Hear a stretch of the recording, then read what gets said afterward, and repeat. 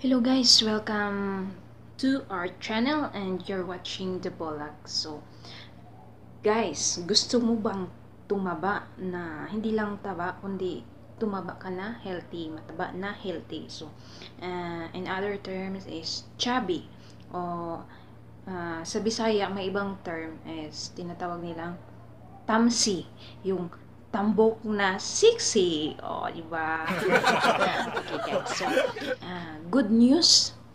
Guys, may tips ako para sa inyo kung paano tayo tataba. So, kung gusto mong malaman guys kung ano ang mga tips na o ano yung mga tips na ibibigay ko sa inyo, just keep on watching.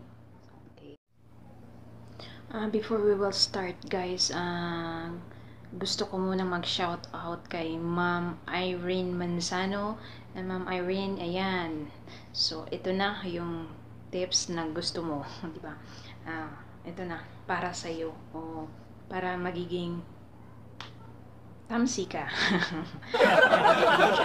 Hindi yung mataba na yung obese kundi yung mataba na healthy.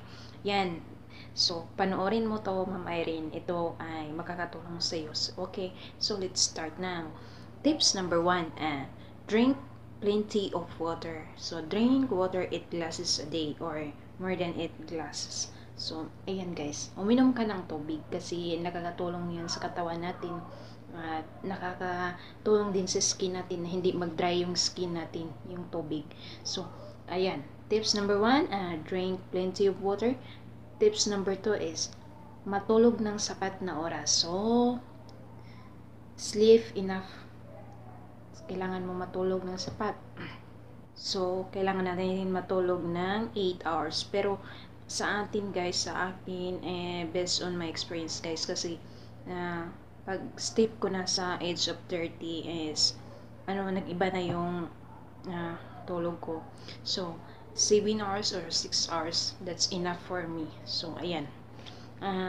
And then, tips number 3. So, 5 to 6 times a day. So, kailangan mong mag-breakfast, kailangan mong mag-snacks, kailangan mong mag-lunch, and then kailangan mong mag-snacks, and then kailangan mong mag-dinner, and then kailangan mong mag-midnight snacks. So, ayan. Kain ka ng kain. Pero yung mga pagkain mo is kailangan din na mga healthy foods. So, eat more on protein, yung mga karne, yung itlog, yung nuts, yun yung mga more on protein na mga pagkain, di ba? And then, guys, the fourth tips is drink 3 glasses na bubulol na si Bolak. Drink 3 glasses of milk per day. So, ayan guys, uminom ka ng gatas. Based on my experience guys, nakakatulong talaga yung pag-inom natin ng gatas. Ako is, bihira lang akong kumain dito ng rice. So, minsan isang beses sa isang araw mag-rice kami, dinner or di kaya sa lunch. So, pero hindi araw-araw. So, pero hindi ako umayat guys. Nagiging chubby ako o tambok na sexy. O yan. So, dati is lang ako is 47 kilos ako dati. Yan, tingnan nyo yan. Payat na payat. So, ayan. And then, ngayon guys, tingnan nyo. Ayan na ako. 56 kilos. So, ayan, diba? 9 kilos yung nadagdag ng timbang ko. So, ayan. Ayan. Chubby na tayo guys. So, tambok na sexy. Ayan. Tamsi.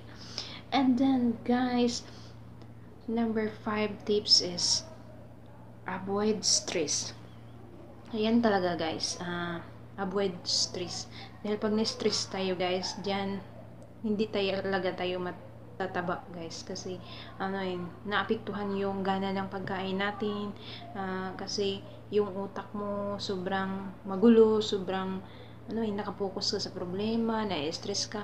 Sa Bisaya pa siya guys, is nag-consumption ka na tungkol sa dagan kayong problema, dahil mga badlungon, yan. Avoid stress, do not focus on your problem. Sabi nga ni God na kailangan natin i-entrust natin sa Kanya yung mga problema natin, di ba?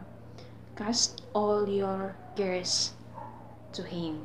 Dahil hindi natin kaya ang mga problema, lalo lang tayong papayat at hindi tayo magiging blooming, magiging, kung sa Bisaya guys is lusyang, o di ba? So, ayan. Maraming salamat sa inyong panunood. At please guys, don't forget to subscribe. Click the subscribe button down on your screen and give me a thumbs up. And you can share this video if you like it. So, thanks and God bless everyone. So,